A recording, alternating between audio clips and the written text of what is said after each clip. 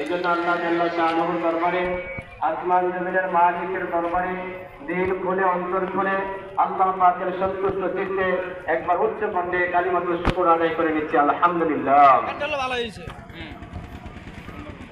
আমি পবিত্র কালামুল্লাহ শরীফ থেকে 2খানা আয়াতে কারিমা তেলাওয়াত করেছি, নবীর অসংখ্য হাদিস থেকে 2খানা হাদিস তেলাওয়াত করেছি।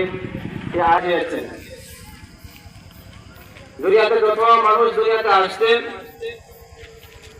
সব ছিলেন নবীকুল, যারা আম্বিয়ায়ে কেরাম, নবীদের পরে যারা সাহাবায়ে কেরাম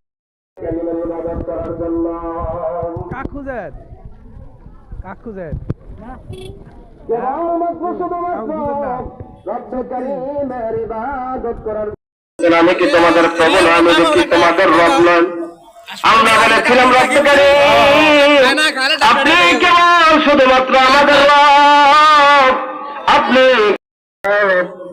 নামাজ একটা নির্দিষ্ট সময়, যে নির্দিষ্ট সময়ের মধ্যে খাওয়া যায় না, পান করা যায় না, নিজের খাওয়া স্বাদ মেটানো যায় না, ওই রোজা যেরকম ভাবে নির্দিষ্ট সময় এগুলো থেকে বিরত থাকা যায়, ও নামাজের মাধ্যমে বান্দা খালা বিনা খাওয়া স্বাদ থেকে বাঁচা যায়। এই জন্য আল্লাহ রাব্বুল আলামিন বান্দা তোমার আমলনামা রোজার সওয়াব দিয়ে দেন।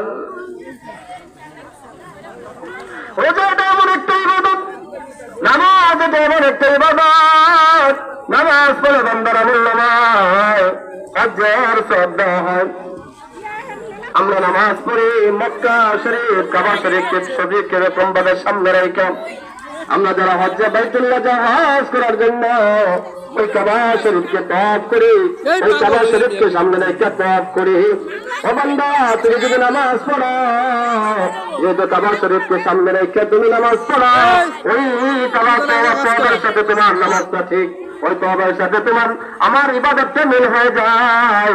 এই জন্য বলা হয় বান্দা তওয়াফ করলে যেরকম ভাবে হজ্জের সওয়াব হয়, ওই তওয়াফ যেরকম ভাবে কাবা শরীফকে সামনে রেখে তওয়াফ করা হয়, নামাজ এরকম ভাবে কাবা শরীফকে সামনে রেখে নামাজ পড়ো।